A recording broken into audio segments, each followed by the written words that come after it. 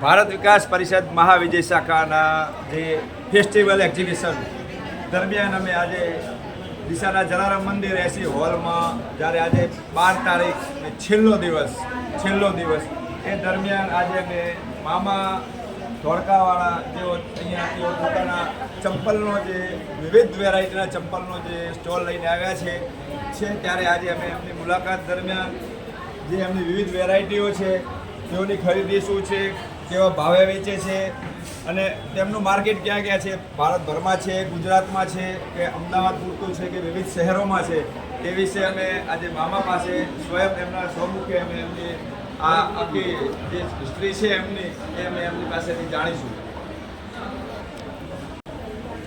મારું નામ અંબાલાલ માવજીભાઈ સોનારા ધોળકારા છે. અમે મામા ચપ્પલ મારું નામ પ્રખ્યાત છે. અમે ડીસાની અંદર આ ત્રીજી વખત આવી ગયા છે. અમારો પોતાનો ગૃહ ઉદ્યોગ છે, હાથ બનાવટ છે.